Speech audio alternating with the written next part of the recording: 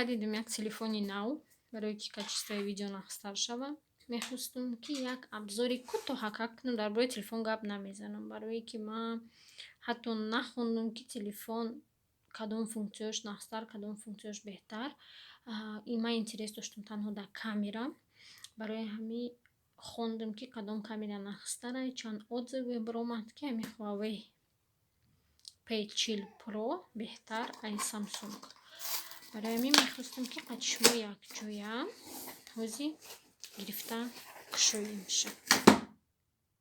Нушта танҳо нехи қоғаз, ин қоғаз барои май дар иҷо навистагие ки даруни посилка чӣ дора ва чанд дона дора.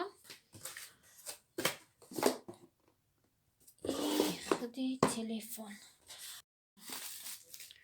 Сандам ахча мекушоем, мебинем кани дар комплектацияш чӣ дора ба фикр ман. Ани пӯём буде.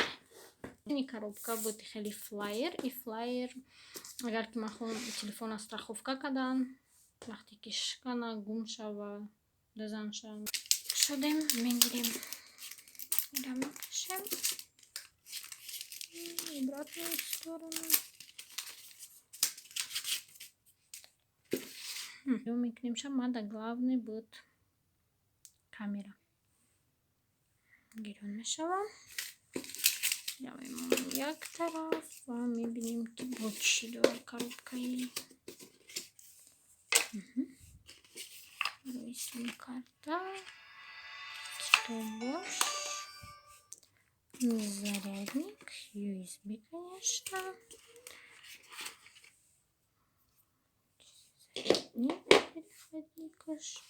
И наушники. Ман фикр мекардам ки охирон вақтҳо ҳамаи телефонҳо уже наушникҳои беспроводной доранд, не ки ҳатто фикр мекардам. Ник нестам. Несмотря на то, что политехнический университет дохонда будам, не ки обзори пурра намекунам, мехостам камераша нишонтем ва мақсада гуфтам ки барои чӣ ман ҳамин телефонро харидам, барои видеом качествоаш нахстар шавад.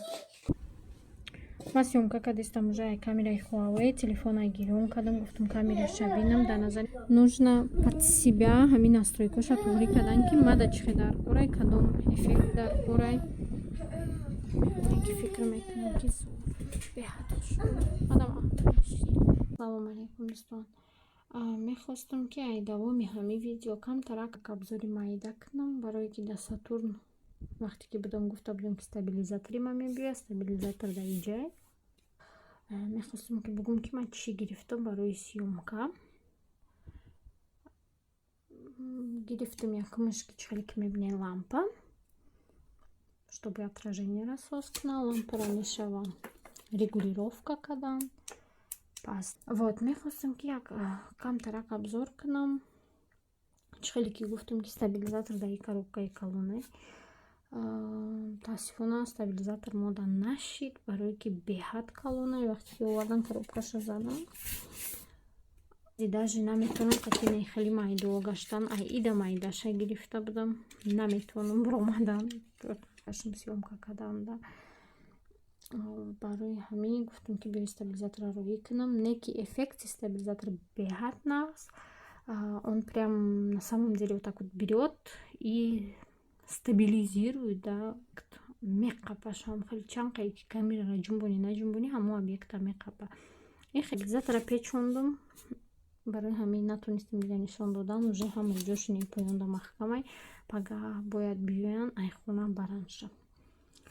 По поводу лампа, ин коробка буд лампа, почакош, шнур, адаптер надошт, адаптери телефон назадам ва хеле штатив барои телефон. Ки метавонед вот так. Иҷоша мумкина ки фиксация кардан. Исмашмуда нишон медиҳам.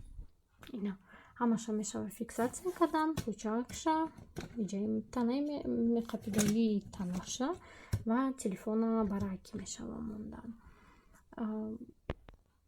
ин чиз да ман беҳад ҳайрон шудам, барое ки ман хоб кардам фақат лампа мебиёяд. Баъд почои мешавад ки бо баландтар шаванд, бо калонтар шаванд. ба фикрам ки дар берун дар ҳақиқати ҳамин гашта мешавад, не ки як чизаш мада маъқул барои берунам. барои мӯзи фикр кардистам ки бо стабилизаторҳои майдаҳака бинам ё ки штатив бинем. ҷамъ кардамша инам меиста тамом ҳастан штатив стабилизаторо майдаҳак ранги селфи палкара майдатараш ва я мешавад ки ҷамъ кунам ва сумкат дамони и ҳами қай акас фикр кардастам не ки барои хона чизе на аст маъқул мешид барои сёмкара. ва чанд касан гуфтанд ки овозам паст барои и гирифтам и хали микрофон не ки к большому сожалению микрофона переходник ва адаптерш ихелиам телефони мада ана ҳами Huawei пештара Samsung да мешид ида намешавад.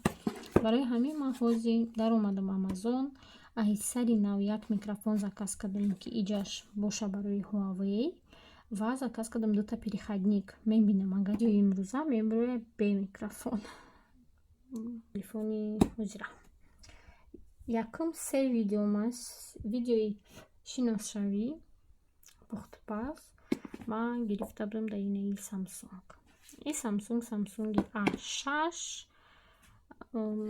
ман фикр мекардам ки нағз мегирам не ки баъде ки дар YouTube дидам дар экрани калон дидам даромадам через телевизор мондам якум видеом нағз камтар омад качествоаш не ки дуюм сеюм видеом беҳад паст буданд. маъқул мешид тарзи қапидан да дасти одам мешинад намеғалтад чиртонак нест.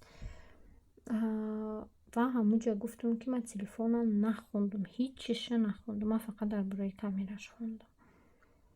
ай ҳамин серия сар карда Huawei Google надора, Google Play надора, анамо Play Market, YouTube надора, программое ки YouTube медарои ва аналитикара мебини вая надора, WhatsApp надора. ҳамин системаи чи системае ки қати Google кор мекунад, Google фото, Google диск и так далее ваеро скачать карда намешавад дар ин телефон. ман барои ҳамин сабаб 2-3 рӯз видео напартофта будам барое ки телефон омад чизоша намедонистам и чизоша коф и чизо нест дар телефони ма. барои ҳамин видеома монтаж кардам. ман мехостам дар YouTube партофтам через браузери интернет.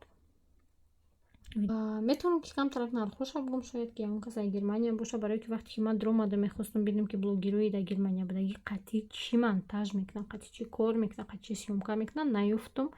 якчанд блогера медонам ки обзор карда буданд не ки уҷа дар техникаи калон буд, уҷа буд GoPro ҳам хеле чизо ман дар кор набуд. ман дар кор будам телефон ва чизои майдачудае ки одам истифода мебарад наёфтам. ба даромада дига блогерора нигоҳ кардам, даромадам Amazon отзывошона хондам. барои ҳамин камтар хато кардам пешакӣ не ки фикр мекардам ки дар кораи ҳамаи чи беғарз ами штатив меистод 130 евро 129 чанд не ки бо доставка дора 130 евро. микрофон буд тақрибан 13 евро.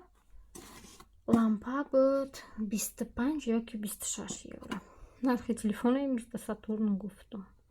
тамом ҳами қачиз дар кор мо буд. ман хайрат ки омада ятиш ира ҷудо бигирем тоже мешавад ки ами 10-15 нақша мебинем да хаймалоки ҳама да рӯзи нағз ҳама да рӯзи хуб хай.